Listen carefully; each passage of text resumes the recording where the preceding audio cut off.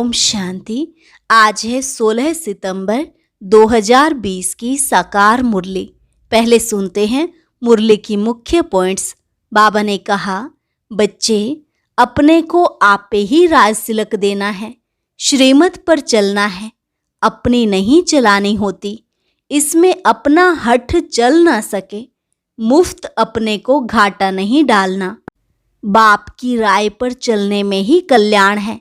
अपना भी कल्याण करना है तो दूसरों का भी करना है। कोई को वर्थ पाउंड बना नहीं सकते तो खुद भी वर्थ नोटे पैनी ठहरे। फिर कहा, सबको यह ज्ञान सुनाते चलो। कोई भल अभी नहीं भी सुनते हैं, आगे चलकर जरूर सुनेंगे।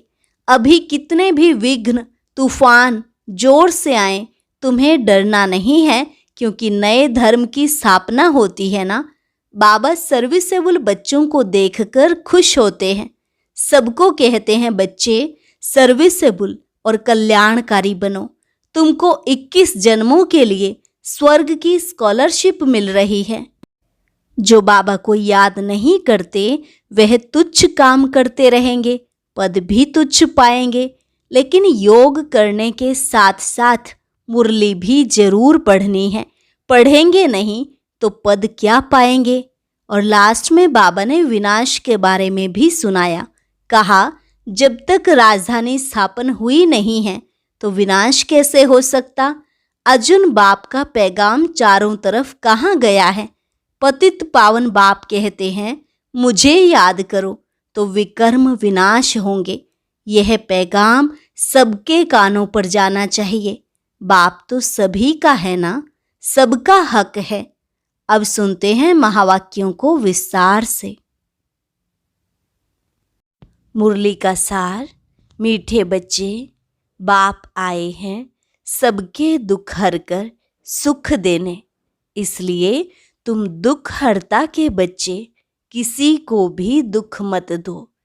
प्रश्न, उच्च पद पाने वाले बच्चों की मुख्य निशानी क्या होगी। उत्तर, वे सदा श्रीमत पर चलते रहेंगे। दूसरा, कभी हठ नहीं करेंगे। तीसरा, अपने को आपे ही राज तिलक देने के लिए पढ़ाई पढ़कर गैलप करेंगे। चौथा, अपने को कभी घाटा नहीं डालेंगे। पांचवा, सर्वप्रति रहम दिल और कल्याणकारी बनेंगे। उन्हें सर्विस का बहुत शौक होगा। छठा, कोई भी तुच्छ काम नहीं करेंगे, लड़ेंगे झगड़ेंगे नहीं। उच्च पद पाने वाले बच्चों की निशानी बाबा ने सुनाई कि वे सदा श्रीमत पर चलते रहेंगे, कभी हठ नहीं करेंगे, अपने को आपे ही राज तिलक देने के लिए पढ़ाई पढ़कर गैलप करेंगे, अपने को कभी घाटा नहीं डालेंगे, सर्वप्रति रहम दिल कल्याणकारी बनेंगे। उन्हें सर्विस का भी शौक होगा। कोई भी तुच्छ काम नहीं करेंगे, लड़ेंगे झगड़ेंगे नहीं। गीत है, तूने रात गंवाई सो के, दिन गवाया खाए, हीरा जन्म अनमोल रे मानव, कोड़ी बदले जाए। ओम शांति। रूहानी बच्चे रूहानी बाप के सामने बैठे हैं। अब इस भाषा को तो तुम बच्चे ही समझते हो और कोई नया समझ ना सके। हे रूहानी बच्चे, ऐसे कभी कोई कह ना सके, कहना आएगा ही नहीं। तुम जानते हो, हम रूहानी बाप के सामने बैठे हैं, जिस बाप को यथार्थ रीति कोई भी जानते नहीं। भल अपने को भाई भाई भी समझते हैं। हम सब आत्माएं हैं, बाप एक है, परंतु यथार्थ रीति नहीं जानते। जब तक सम्मुख आकर नहीं समझें, तब तक समझें भी कैसे। तुम भी जब सम्मुख आते हो तब समझते हो। तुम हो ब्राह्मण ब्राह्मणियाँ, तुम्हारा सरनेम ही है ब्रह्मावंशी, ब्रह्मा कुमार कुमारियाँ। शिव की तो सब आत्माएं हैं। तुमको शिव कुमार व शिव कुमारी नहीं कहेंगे, यह अक्षर रोंग हो जाता। कुमार हो तो कुमारी भी हो। शिव की सब आत्माएं हैं, कुमार कुमारी तब कहा जाता जब मनुष्य के बच्चे बनते हैं। शिव के बच्चे तो निराकारी आत्माएं हैं ही। मूल वतन में सब आत्माएं ही रहती हैं, जिनको सालिग्राम कहा जाता है। यहाँ आते हैं तो फिर कुमार और कुमारियां बनते हैं जिस्मानी। वास्तव में तुम हो कुमार शिव बाबा के बच्चे। कुमारियां और कुमार तब बनते जब शरीर में आते हो। तुम बीके हो, इसलिए भाई बहन कहलाते हो। अभी इस समय तुमको नॉलेज मिली है। तुम जानते हो बाबा हमको पावन बनाकर ले जाएंगे। आत्मा जितना बाप को याद करेगी तो पवित्र बन जाएगी। आत्माएं ब्रह्मा मुख से यह नॉलेज पढ़ती हैं। चित्रों में भी बाप की नॉलेज क्लियर है। शिव बाबा ही हमको पढ़ाते हैं। ना कृष्ण पढ़ा सकते, ना कृष्ण द्वारा बाप पढ़ा सकते हैं। कृष्ण तो बैकुंठ का प्रिंस है। यह भी तुम बच्चों को समझाना है। कृष्ण तो स्वर्ग में अपने माँ बाप का बच्चा होगा, स्वर्गवासी बाप का बच्चा होगा। वो बैकुंठ का प्रिंस है, उनको भी कोई जानते नहीं। कृष्ण जयंती पर अपने अपने घरों में कृष्ण के लिए झूले बनाते हैं। वह मंदिरों में झूले बनाते हैं। माताएं जाकर गोलक में पैसे डालती हैं, पूजा करती हैं। आजकल क्राइस्ट को भी कृष्ण मिसल बनाते हैं, ताज आदि पहनाकर माँ की गोद में देते हैं, जैसे कृष्ण को दिखाते हैं। अब कृष्ण और क्राइस्ट राशि तो एक ही है। वो लोग कॉपी करते हैं। नहीं तो कृष्ण के जन्म और क्राइस्ट के जन्म में बहुत फर्क है। क्राइस्ट का जन्म कोई छोटे बच्चे के रूप में नहीं होता है। क्राइस्ट की आत्मा ने तो कोई में जाकर प्रवेश किया है, विष से पैदा हो न सके। आगे क्राइस्ट को कभी छोटा बच्चा नहीं दिखाते थे, क्रॉस पर दिखाते थे। यह अभी दिखाते हैं। बच्चे जानते हैं धर्म स्थापक को कोई ऐसे मार ना सके तो किसको मारा? जिसमें प्रवेश किया उनको दुख मिला। सतो प्रधान आत्मा को दुख कैसे मिल सकता? उसने क्या कर्म किए जो इतने दुख भोगे? आत्मा ही सतो प्रधान अवस्था में आती है। सबका हिसाब किताब चुकतू होता है। इस समय बाप सबको पावन बनाते हैं। वहां से सतो प्रधान आत्मा आकर दुख भोग ना सके। आत्मा ही भोगती है ना। आत्मा शरीर में है तो दुख होता है। मुझे दर्द है, यह किसने कहा? इस शरीर में कोई रहने वाला है। वह कहते हैं परमात्मा अंदर है, तो ऐसे थोड़े ही कहेंगे हमको दुख है। सर्व में परमात्मा विराजमान है तो परमात्मा कैसे दुख भोगेगा? यह आत्मा पुकारती है, हे परम पिता परमात्मा हमारे दुख हरो। पारलौकिक बाप को ही आत्मा पुकारती है। अभी तुम जानते हो बाप आया हुआ है, दुख हरने की युक्ति बता रहे हैं। आत्मा शरीर के साथ ही एवर हेल्दी वेल्दी बनती है। मूल वतन में तो हेल्दी वेल्दी नहीं कहेंगे। वहाँ कोई सृष्टि थोड़े ही है। वहाँ तो है ही शांति। शांति स्वधर्म में टिके हुए हैं। अभी बाप आए हैं सबके दुख हरकर सुख देने। तो बच्चों को भी कहते हैं तुम मेरे बने हो, किसको दुख नहीं देना। यह लड़ाई का मैदान है, परंतु गुप्त। वह है प्रत्यक्ष। यह जो गायन है, युद्ध के मैदान में जो मरेंगे वह स्वर्ग में जाएंगे, उसका अर्थ भी समझाना पड़े। इस लड़ाई का महत्व देखो कितना है। बच्चे जानते हैं उस लड़ाई में मरने से कोई स्वर्ग में जा न सके, परंतु गीता में भगवानुवाच है, उनको मानेंगे तो सही ना। भगवान ने किसको कहा? उस लड़ाई वालों को कहा या तुमको कहा? दोनों को कहा। उन्हों को भी समझाया जाता है, अपने को आत्मा समझ बाप को याद करो। वह सर्विस भी करनी है। अब तुम स्वर्ग में अगर जाना चाहते हो तो पुरुषार्थ करो। लड़ाई में तो सब धर्म वाले हैं, सिख भी हैं, वो तो सिख धर्म में ही जाएंगे। स्वर्ग में तो तब आ सकेंगे जब तुम ब्राह्मणों से आकर ज्ञान ले। जैसे बाप के पास आते थे तो बाबा समझाते थे, तुम लड़ाई करते शिव बाबा की याद में रहेंगे तो स्वर्ग में आ सकेंगे। बाकी ऐसे नहीं कि स्वर्ग में राजा बनेंगे, नहीं, जास्ती उन्हों को समझा भी नहीं सकते हो। उनको थोड़ा ही ज्ञान समझाया जाता है। लड़ाई में अपने इष्ट देवता को याद जरूर रखते हैं। सिख होगा तो गुरु गोविंद की जय कहेंगे। ऐसा कोई नहीं जो अपने को आत्मा समझ परमात्मा को याद करे। बाकी हाँ, जो बाप का परिचय लेंगे तो स्वर्ग में आ जाएंगे। सबका बाप तो एक ही है, पतित पावन। वह पतितों को कहते हैं, मुझे याद करने से तुम्हारे पाप कट जाएंगे और मैं जो सुख धाम स्थापन करता हूँ उसमें तुम आ जाएंगे। लड़ाई में भी शिव बाबा को याद करेंगे तो स्वर्ग में आ जाएंगे। उस युद्ध के मैदान की बात और है, यहाँ और है।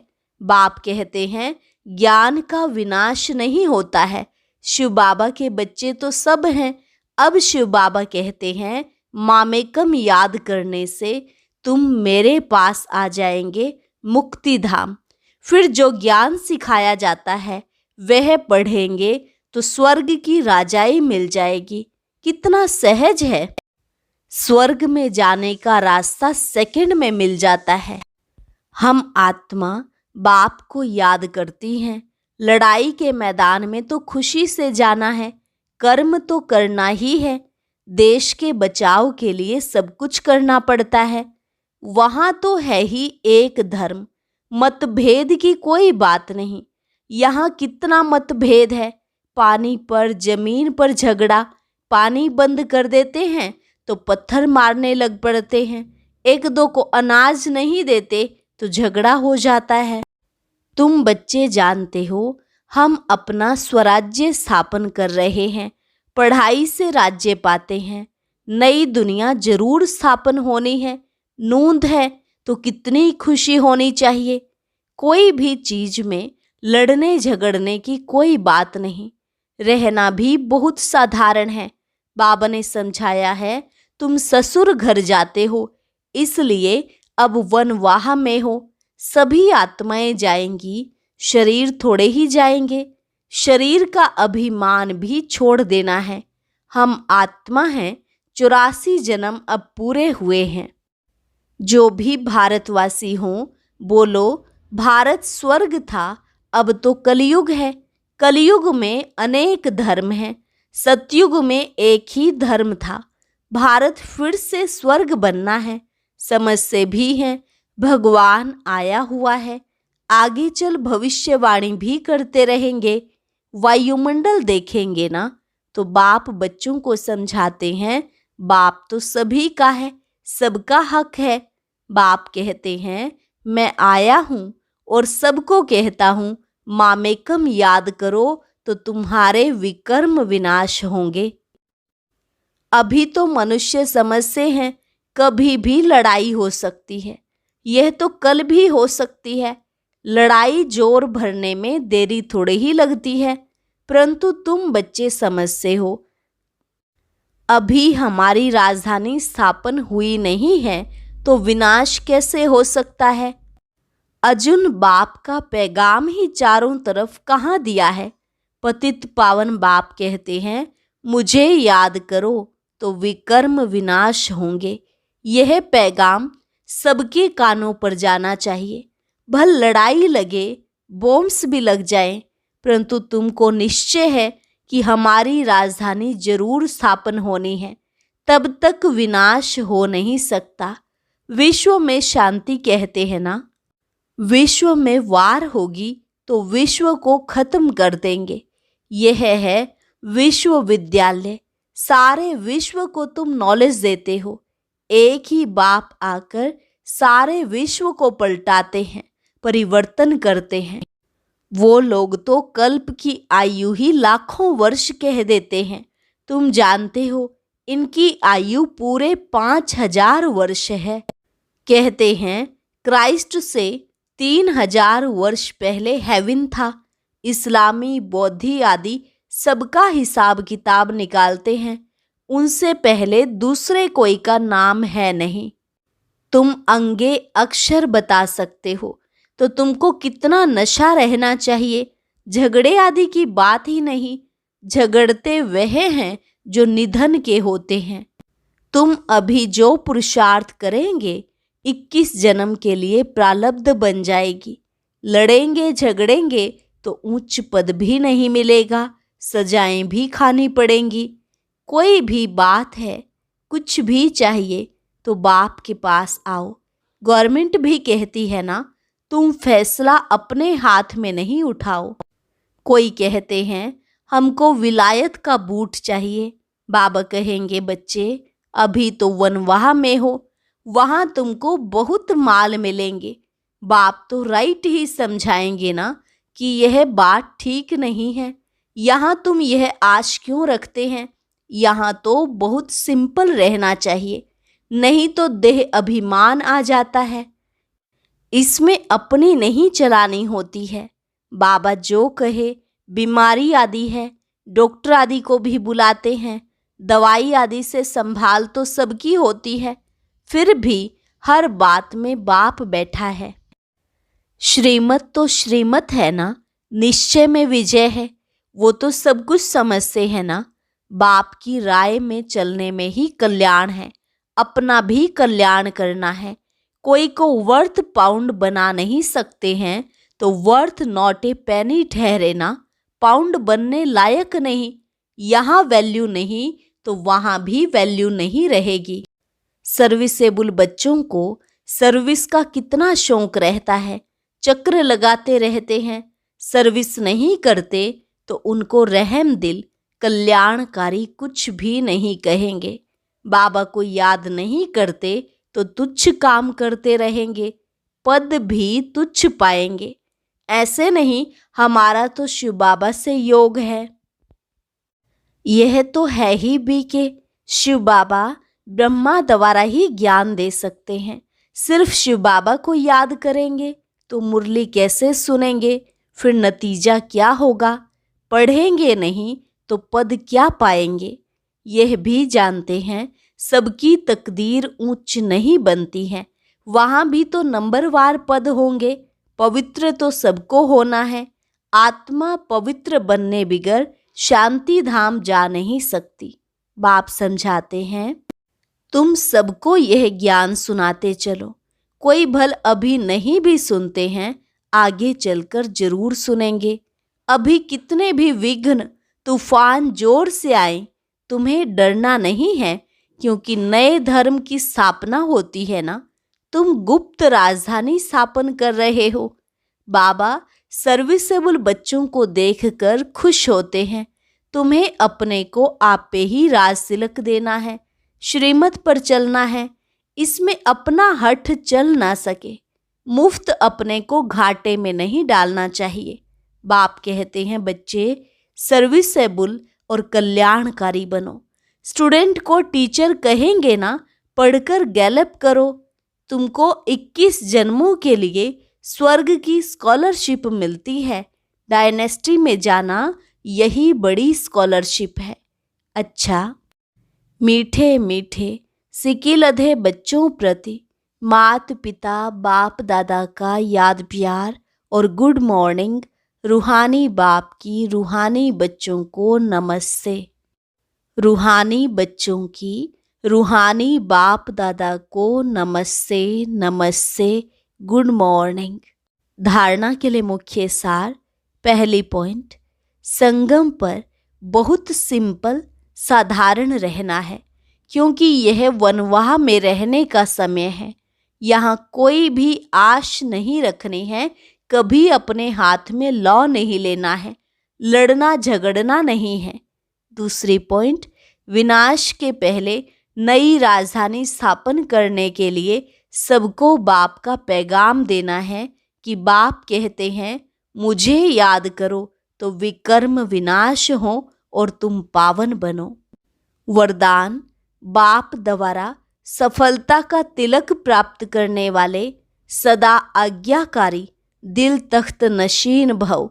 बाप द्वारा सफलता का तिलक प्राप्त करने वाले सदा आज्ञाकारी दिल तख्त नशीन भव। भाग्य विधाता बाप रोज अमृत वेले अपने आज्ञाकारी बच्चों को सफलता का तिलक लगाते हैं। आज्ञाकारी ब्राह्मण बच्चे कभी मेहनत व मुश्किल शब्द मुख से तो क्या संकल्प में भी नहीं ला सकते हैं। वह सहज योगी बन जाते हैं। इसलिए कभी भी दिल शिकस्त नहीं बनो, लेकिन सदा दिल तख्त नशीन बनो, रहम दिल बनो। अहम भाव और वहम भाव को समाप्त करो। स्लोगन, विश्व परिवर्तन की डेट नहीं सोचो, स्वयं के परिवर्तन की घड़ी निश्चित करो। विश्व परिवर्तन की डेट नहीं सोचो, स्वयं के परिवर्तन की घड़ी निश्चित करो। अच्छा, ओम शांति। आज की अव्यक्त मुरली जरूर सुने। उसके लिए ऊपर दिए गए बॉक्स को टच करें।